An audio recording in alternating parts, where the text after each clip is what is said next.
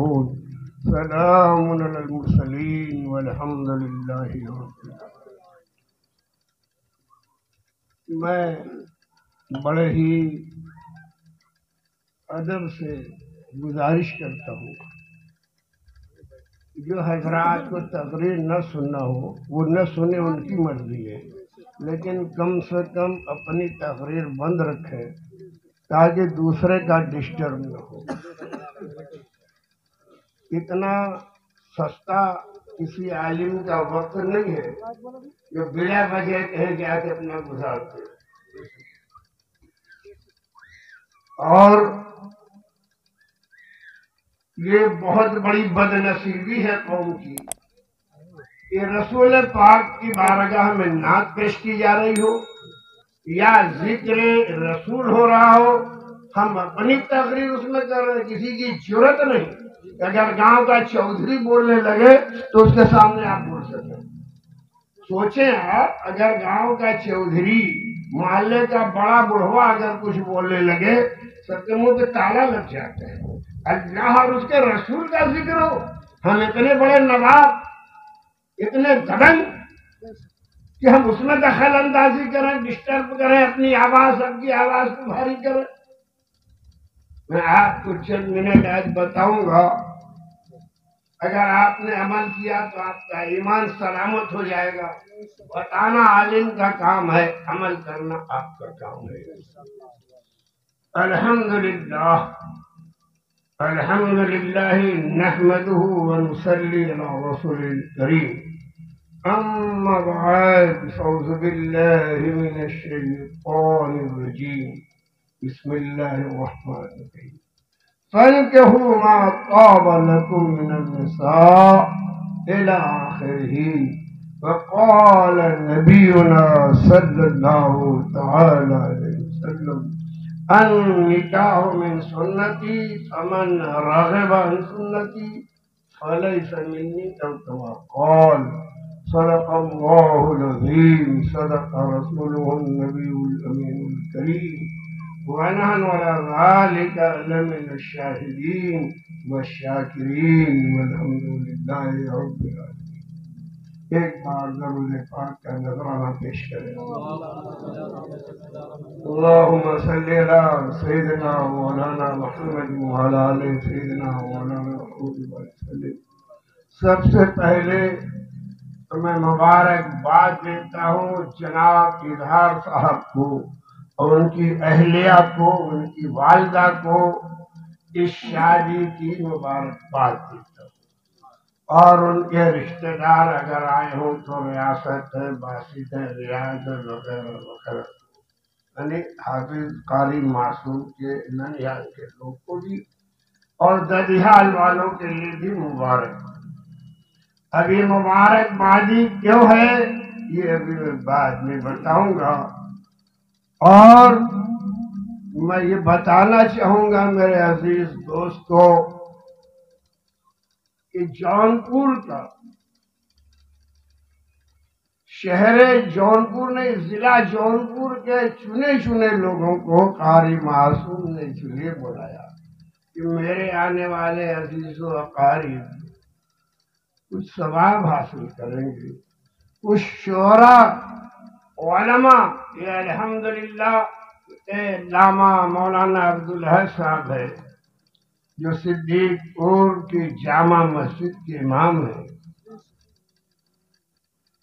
اور اسی طرح سے بہت سارے لوگ ہیں، میری آنکھ سے دکھتا نہیں اس لیے میں پہچان نہیں پاتا، آواز کی بنیاد پہ جسے جان لیتا ہوں جان لیتا ہوں۔ یہ حافظ ممتاز صاحب ہے، اسٹیج پہ صوفی ریاض احمد صاحب جو اپنے وقت کے تصوف کے امام ہیں، اور شعراء حضرات جن کے دلوں میں، جن کے سینے میں اللہ کے محبوب اور صحابہ کرام کی نعت کے خزانے پوشیدہ ہیں، ان کی زیارت کریں گے اور کچھ ان سے سنیں گے۔ مگر افسوس کہ ہماری قوم صرف کھانے کے لیے دوڑتی ہے۔ میرے عزیز دوستو، بات آ گئی ہے تو میں بتاؤں बड़ी देर से मैं सुन रहा था। हजरत अली करमल्लाहु वजहुल करीम की मनक़बत, कभी आपने सोचा अली का मर्तबा आला हुआ क्यों? कोई बताए अली का मर्तबा आला हुआ क्यों? आपने सुना होगा दरमियाने मनक़बत कि रसूल पाक की हिजरत के रात में बिस्तरे रसूल पर अपनी जान को कुर्बान करके सोने वाले शख्सियत का नाम अली है। अपनी जान को उन्होंने कुर्बान कर दिया, ये और बात है, रब कायनात ने बचाया। जैसे हजरत इब्राहिम ने तो हजरत इस्माइल को ज़बह कर दिया था,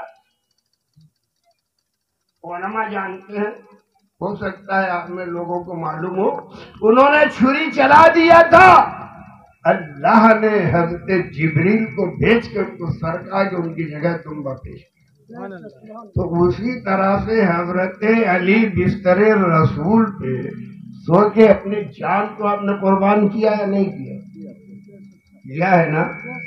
तो अली का आलम यह है कि दुनिया अली अली अली कहती है और अली अली कहने वाला वली हो जाता है। और मैं आपको बताऊं, हो सकता है आप न जाने, अली के मरातिब, उस्मान के मरातिब, उमर फारूक के मरातिब इकट्ठा कर दिए जाए तो उससे भी आला मर्तबा जिसका है उसका नाम अबू बकर, उसका नाम अबू बकर है, जिसे हर सुन्नी आलिम हो या इमाम हो, खुतबा देगा मिंबर रसूल पे खड़ा होके तो कहेगा अफजलुल बशर बादल अंबिया बित्तहकीक अमीरुल मोमिनीन सैयदना अबू बकर सिद्दीक रज़ियल्लाहु ताला अन्हु। हर शख्स जो इमामत करता है, चाहे वो आलिम हो, चाहे हाफिज हो, चाहे कारी हो या गैर हाफिज हो, उसे ये कहना पड़ता है। ये अफजलुल बशर हुए कैसे अबू बकर? अफजलुल बशर की एक बात सुन ले, नहीं आप कहेंगे कि अब्दुल हफीज अपने मनमानी बोला करता है, एक आलिम मनमानी नहीं बोलता। एक बार का वाकया है, हजरत सरवरे कायनात सल्लल्लाहु ताला अलैहि वसल्लम तशरीफ फरमा है, बैठे हुए, साथ में हजरत खदीजे पाक भी हैं और आसमान के सारे तारे निखरे हुए। हजरत आयशा सिद्दीका फरमाते हैं, या रसूल अल्लाह, क्या कोई ऐसा शख्स भी है इस दुनिया में जिसके पास इतनी नेकी हो जितनी नेकी क्या कोई ऐसा शख्स है जिसके पास इतनी नेकी हो जितना आसमान के तारे नजर आ रहे हैं? बात समझ में आ रही है ना? तो अल्लाह के रसूल ने फरमाया बेशक। तो आप फरमाती है वो कौन शख्स है जिसके पास इतनी नेकियां हैं जितना आसमान में तारे? तो अल्लाह के महबूब ने फरमाया आयशा, वो हजरत उमर, हजरत उमर की नेकी और आसमान के तारों की गिनती बराबर है। मौलाना अशफाक साहब है ना, यहाँ और भी आपके इलाके में ये हाफिज जी के नाम से मशहूर है, लेकिन ये भी आलिम है, हाफिज अशफाक साहब, ये मौलाना भी है, शायद लोग न जानते हो अमूमन। तो हजरत आयशा सिद्दीका जरा ताज्जुब से देखने लगी, उनका ख्याल था कि शायद मेरे वाजिब के बारे में कहा।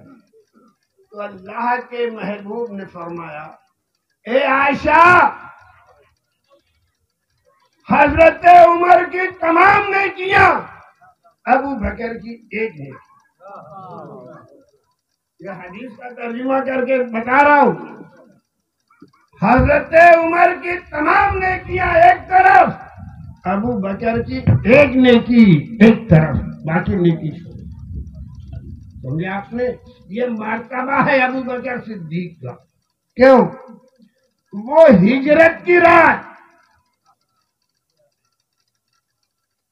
ہجرت کی رات غار ثور میں سارے سوراخوں کو بند کرنے کے بعد ایک سوراخ باقی رہ گیا تھا، تو جان بوجھ کر اس پر انگوٹھا رکھنے والے ابو بکر. تو جب توجہ چاہوں گا، تھوڑی دیر خاموش رہیے گا بھائی صاحب. جب کوئی اپنی جان قربان کرتا ہے نبی پر تو اس کا مرتبہ اعلیٰ ہوتا ہے. تو افضل البشر ہوئے، وہ مقام ہے ابو بکر صدیق کا. میں اپنے شعراء سے یہ گزارش کروں گا کہ اپنی تحویل میں کچھ منقبتیں اور صحابہ کرام کی بھی جمع کر لیجیے تاکہ قوم جانے، ورنہ آپ کو کل جواب دینا ہوگا کہ جب آپ کو اسٹیج ملا تھا تو آپ نے اور صحابہ کے بارے میں کا جواب آپ کو دینا ہوگا. میرے عزیز دوستو، ان باتوں کے بعد میں بتانا چاہوں گا جو آیت میں نے آپ کے سامنے موضوع سخن بنایا، فَانكِحُوا مَا طَابَ لَكُم. اے لوگوں، نکاح کرو. تم میں سے جن کو طاقت ہو وہ نکاح کرے عورتوں سے. اور پھر میرے آقا فرماتے ہیں نکاح من سنتی، نکاح کا کرنا میری سنت ہے، میرا طریقہ ہے.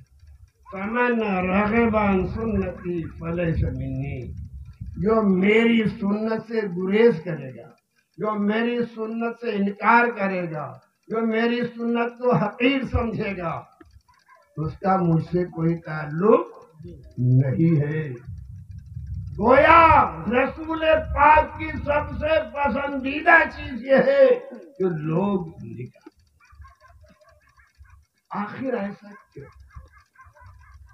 ایسا کیوں؟ میں آپ کو بتاؤں گا کہ ایسا کیوں ہے. نکاح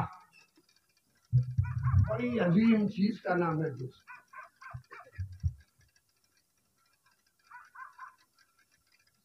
کچھ لوگ دیکھیے، ہر ایک کی الگ الگ ڈیفینیشن ہے، ہر ایک کی الگ الگ پریبھاشا ہے. کچھ لوگ نکاح کا مقصد یہ سمجھتے ہیں خواہشات نفسانی کا حصول. کچھ لوگ نکاح کا مطلب یہ سمجھتے ہیں کہ بلا محنت کے بہت سارے سامانوں کا حصول حاصل کرنا. مثلا موٹر سائیکل، 4 چکا اور پتہ نہیں کیا کیا، فریج. میں ذرا خاموش نہیں رہنے کا تو دور جا کے یار بولو، کئی بار بولوں گا. تم نہیں سننا چاہتے تو دوسرے کو سنو، تھوڑا دور جا کے 4 پیر رکھ کے بات کرو جو لوگ. میرے عزیز دوستو، لیکن اسلام کس کو کہتا ہے نکاح؟ اسلام کی نگاہ میں نکاح کیا ہے وہ میں بتانا چاہوں گا. قاری معصوم نے بلایا ہے تو میں سوچتا ہوں کچھ کام کی بات بتا دوں. آپ نہیں سنو گے تو میرا کچھ نہیں آتا ہے، میرا خزانہ نہیں لوٹ لو گے، میں بند کر کے اٹھ جاؤں گا. سنو گے تو آپ کا فائدہ ہوگا، ہو سکتا ہے آپ کا ایمان سمجھ جائے. درود پاک پڑھ لیجیے.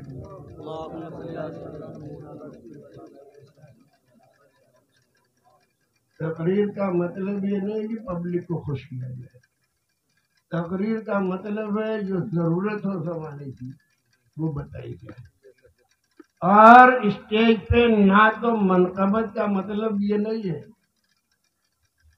کہ خالی انعام حاصل کیا جائے، بلکہ محبت لوگوں کے سینوں میں اتاری جائے.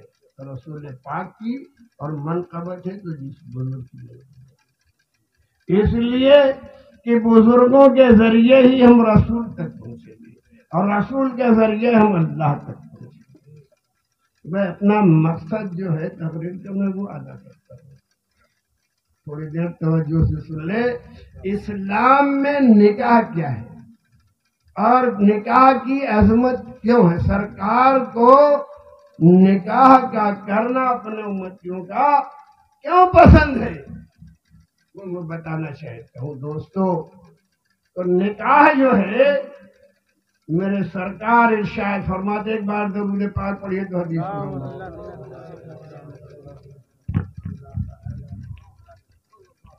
النکاح نصف الایمان. یہاں علماء ہیں کئی ایک عالم. النکاح نصف الایمان، نکاح آدھا ایمان ہے. نکاح آدھا ایمان. میرے سرکار فرماتے ہیں جب انسان نکاح کر لیتا ہے تو آدھا ایمان اس کا محفوظ ہو جاتا ہے. نکاح کر لینے کے بعد انسان کا آدھا ایمان محفوظ ہو جاتا ہے. آدھا ایمان بچا ہے تو اس کے لیے نماز ہے، روزہ ہے، زکوٰۃ ہے، حج ہے اور پوری زندگی عبادت. نکاح کرنے والا محسن اور محسنہ کہے جاتے ہیں.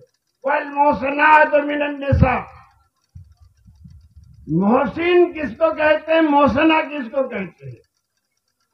قلعے میں رہنے والے مرد کو محسن، عورت کو محسن.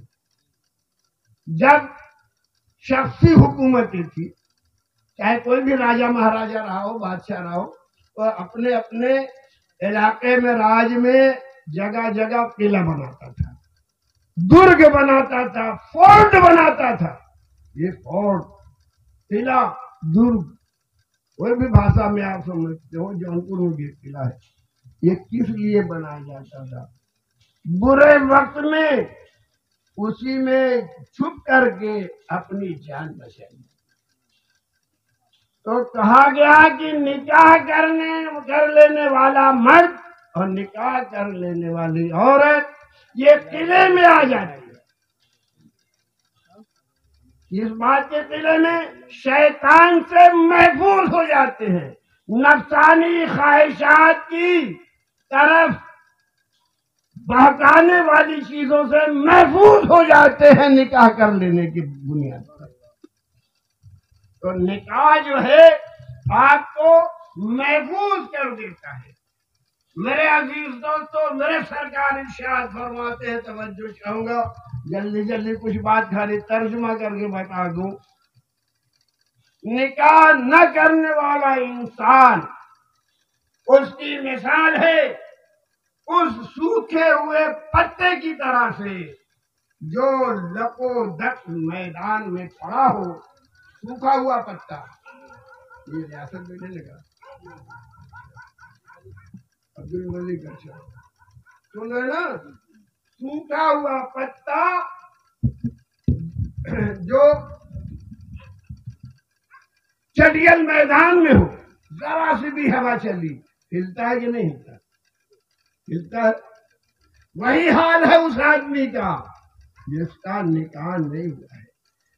ایک ذرا سے جھونکے سے اس کا ایمان گڑبڑ ہو جائے گا، اور جب وہ نکاح کر لیتا ہے تو محفوظ ہو جاتا ہے. میرے عزیز دوستو، نکاح اتنی بڑی چیز ہے. نکاح آپ کا ایمان سلامت کر دیتا ہے. نکاح آپ کو محفوظ کر دیتا ہے. نکاح آپ کو برائیوں سے بچا دیتا ہے. نکاح آپ کے لیے ڈھال ہے شیطان کے مکر و فریب سے. شیطان جب ہار جاتا ہے ساری چال چل کے تو وہ تیر چلتا ہے آپ کے ساتھ، جو تیر اس کا کبھی ناکام نہیں ہوتا. وہ تیر یہ ہے کہ عورت کی شکل میں کسی کو پیش کر دیتا ہے. لیکن جو نکاح والا ہے بحمد اللہ تعالی بفضل کریم، تو شیطان کے مکر و فریب سے محفوظ ہوتا ہے. تو نکاح وہ باعظمت چیز ہے. نکاح وہ باعظمت چیز ہے. نکاح نام کی چیز نہ ہوتی تو آج یہ روانی نہ ہوتی. ایسا نہیں ہے کہ انسان نہ ہوتے. نکاح جانوروں میں نہیں ہوتا. بکریوں کا نکاح ہوتا ہے، کہیں دیکھا آپ نے؟ اس کی نسل بڑھ رہی ہے کہ نہیں؟ مرغیوں کا نکاح ہوتا ہے، کچھ تو بول رہے آپ، بڑھ رہی ہے. مگر فرق اگر نکاح نہ ہوتا تو آپ کی عظمت نہ ہوتی. نکاح آپ کو معظم کر دیتا ہے، مفضل مکرم کر دیتا ہے. نکاح نہ ہونے کی صورت میں نسلیں ضرور بڑھتی. آپ نے دیکھا ہوگا ایک بکری ہے جو بچہ جنتی ہے، اگر کھسی ہے تو چند دن کے بعد وہ کھسی اس کے شوہر کا بھی کام کرتا ہے کہ نہیں.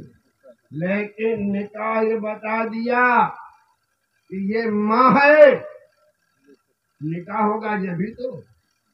یہ ماں ہے، ماں کی عظمت بڑھ گئی.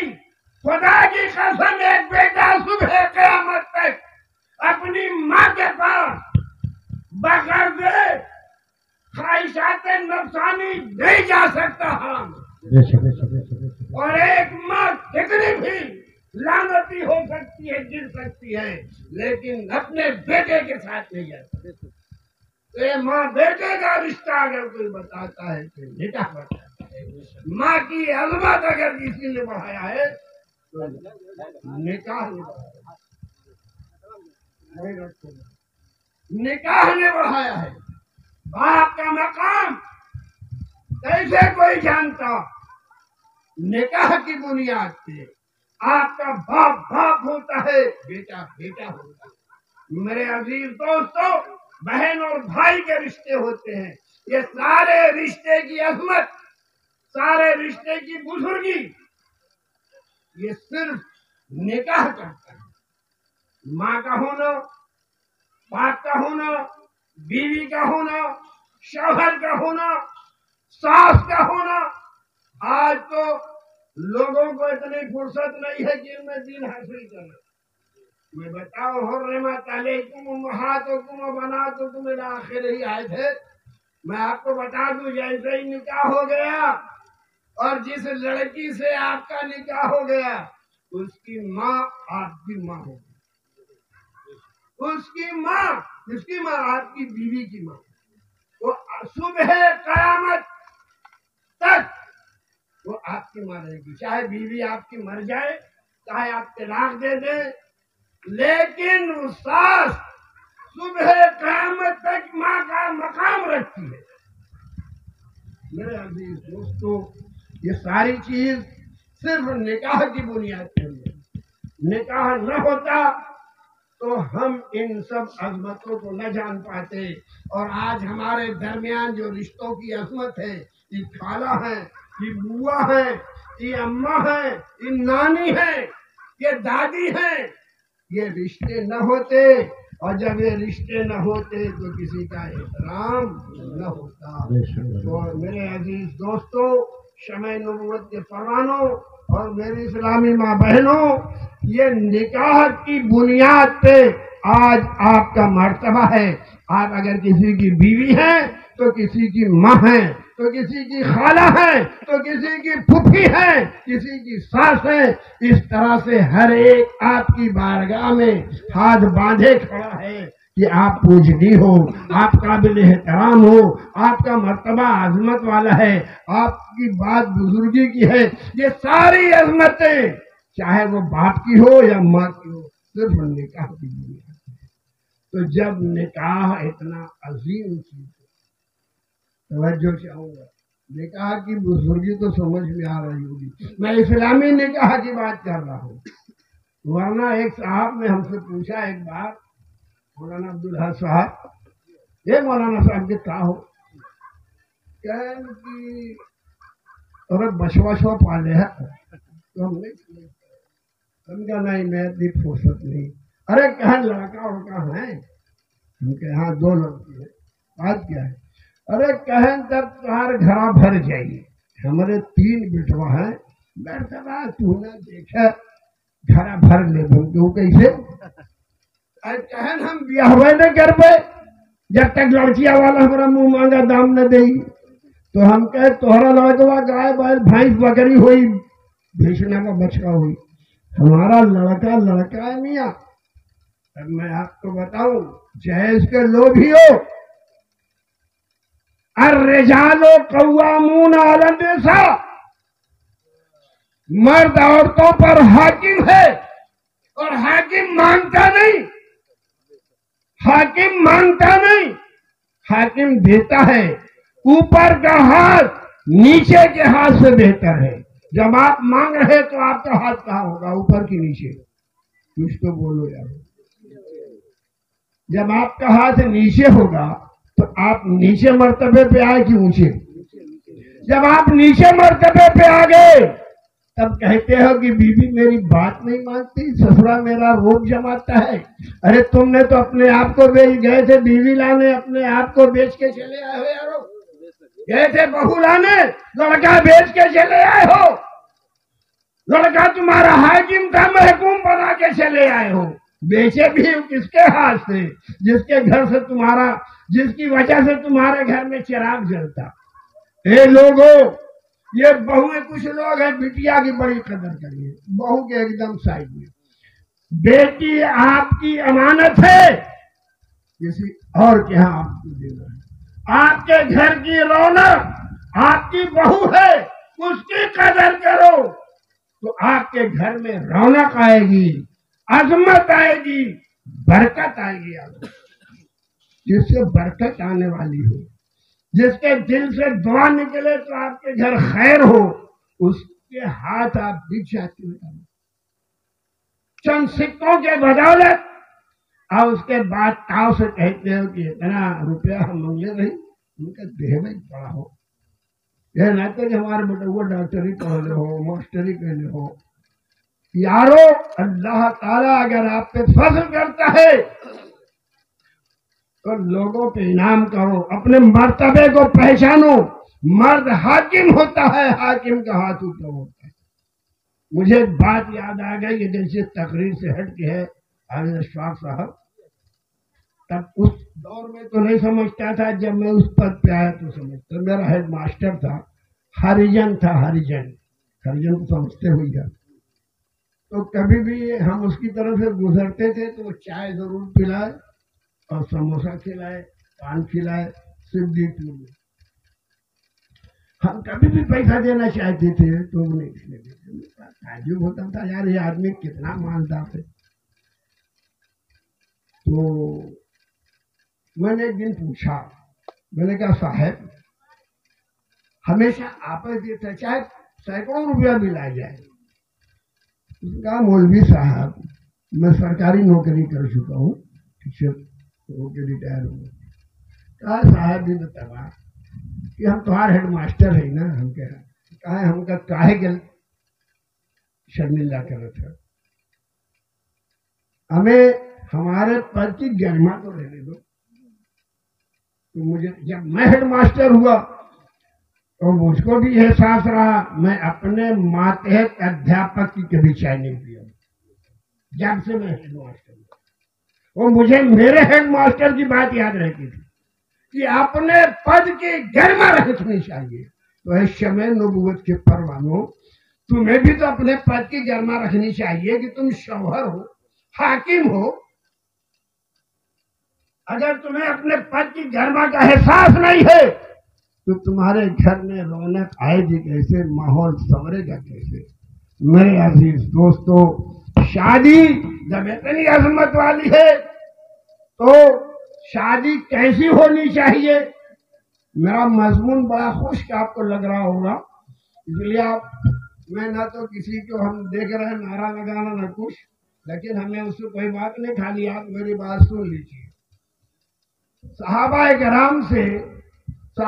کرام نے اللہ کے رسول سے عرض کیا یا رسول اللہ، جب اتنی عظمت کی چیز شادی ہے کہ ایمان کی حفاظت کر دیتی ہے، گھر کی برکت ہوتی ہے اور بڑے فضائل ہیں میرے آقا، تو شادی کیسے کی جائے، کس طرح کی جائے؟ تو میرے آقا نے فرمایا سنو، یہودیوں کے ہاں جب شادی کا وقت آتا تھا تو حسن تلاش، سندرتا، بیوٹیفلنس، خوبصورتی جس کی اعلیٰ ہو اس کو پسند کرتے. عیسائیوں کیا جسے آپ کرسچن کہتے ہیں، جب ان کے بچے بچیاں بالغ ہوتی ہیں شادی کا تو اس میں دولت دیکھی ہے، اس کے پاس دولت کتنی ہے یہ دیکھا جاتا ہے. تو اے شمع نبوت کے پروانوں، یہ دونوں چیز میں دوانیت نہیں ہے، اس بات نہیں ہے، پائیداری نہیں ہے، ٹھوس نہیں ہے۔ حسن آج ہے کل چلا جائے گا، دولت ہے آج چلی ہے کل چلی جائے گی۔ کتنے لوگ اس میں بیٹھے ہوں گے، کل تک روڈ چھاپ تھے، آج لاکھوں کروڑوں میں کھل رہے ہوں گے۔ سائیکل نہیں نصیب رہی ہوگی، آج موٹر سائیکل 4 چکا پہ چل رہے ہوں گے۔ اور کتنے لوگ ہیں کل 4 چکا پہ تھے، آج پیدل چل رہے ہوں گے۔ یہ دولت ہے، کب آئے گی کب جائے گی، اور یہی حال حسن کا ہے۔ اور حسن کی بات آئی تو ایک بات عرض کر دوں، ایک بہت ہی پرہیزگار صاحب تھے، ان کے پاس ایک شخص پہنچا، انہوں نے کہا حضور میں آپ کی لڑکی سے شادی کا پیغام دینے آیا، کتاب کی بات کر رہا ہوں، من گھڑت نہیں۔ تو انہوں نے کہا بیٹی بیٹھ جاؤ،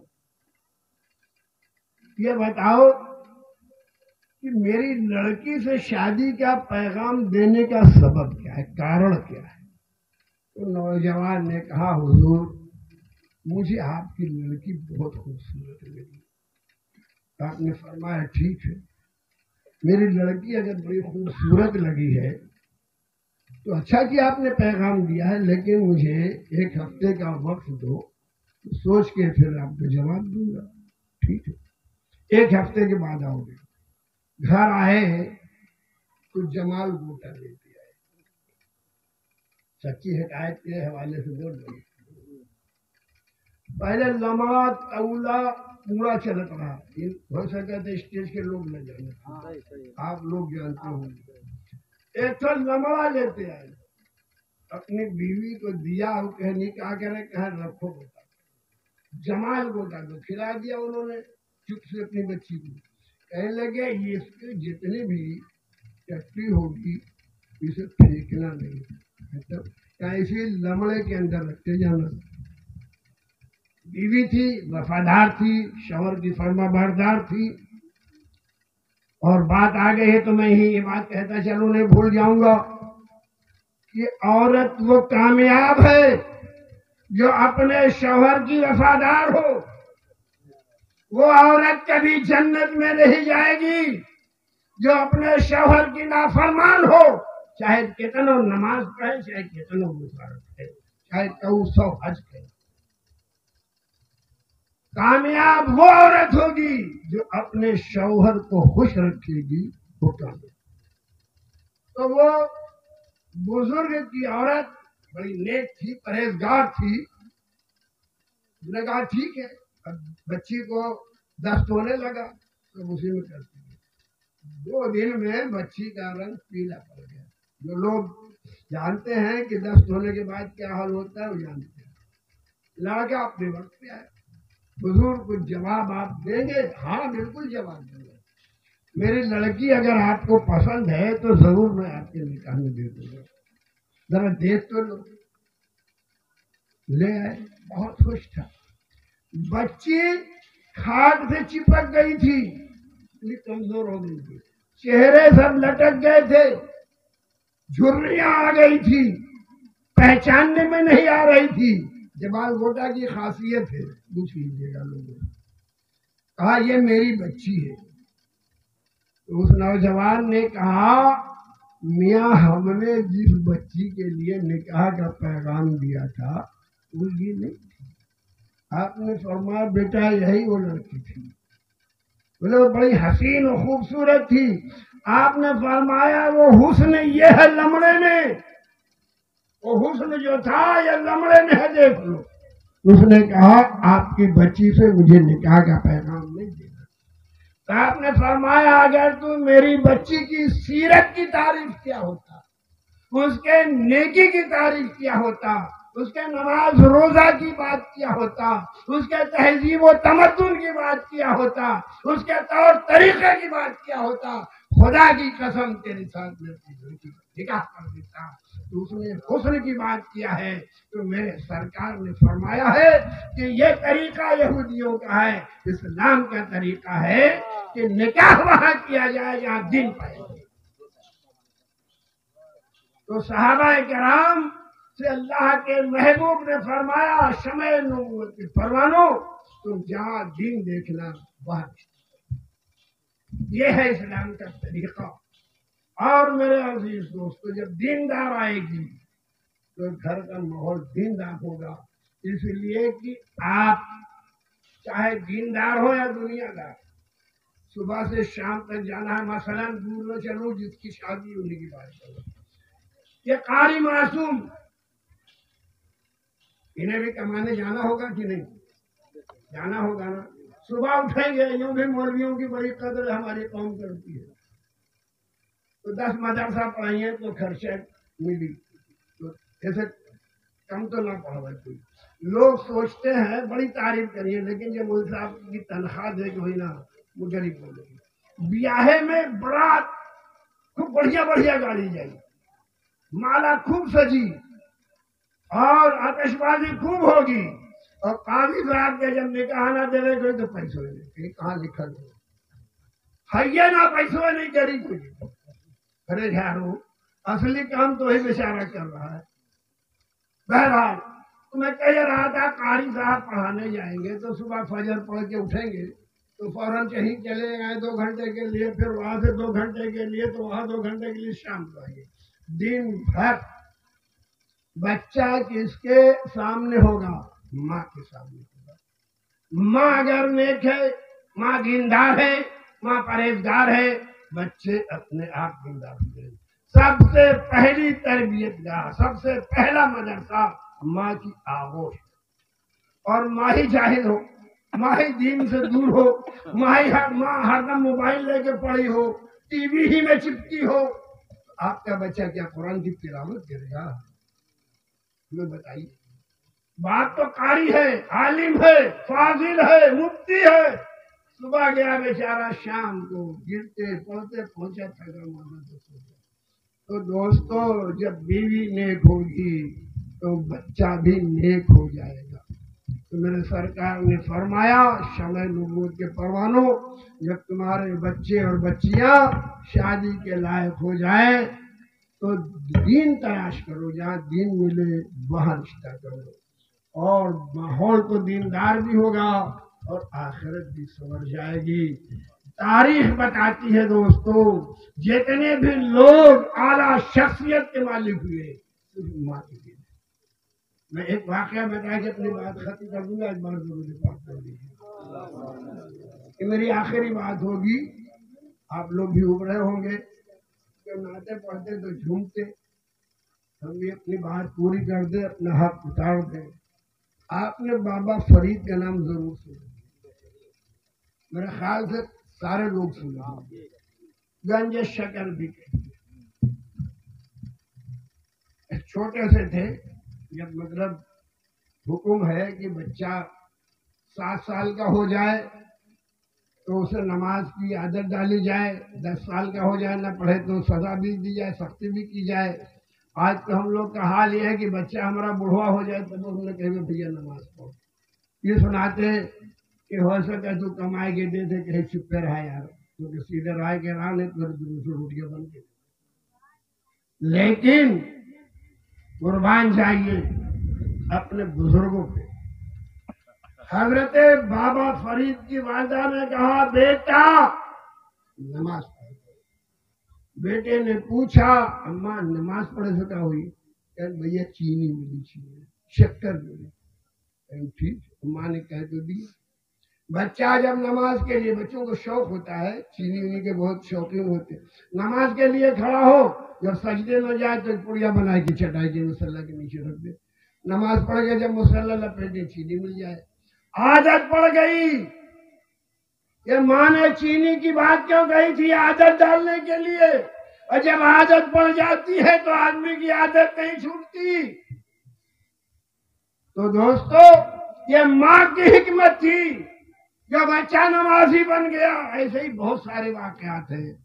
تو اے لوگوں جب بچوں کی شادیاں کرو تو دیندار بچیاں تلاشو، اور اس سے بہت سے فائدے ہیں۔ جب آپ دیندار لڑکی تلاشو گے تو پھر لوگ اپنی لڑکیوں کو دینی تعلیم دینے کے لیے گاؤں میں مکتب قائم کریں گے، اور مکتب قائم ہوگا تو اس میں پڑھانے کے لیے کوئی حافظ و قاری رکھیں گے، اس لیے کہ قرآن فرماتا ہے اتل ما اوحی الیک، جیسا قرآن نازل ہوا ایسے ہی تلاوت کی جائے۔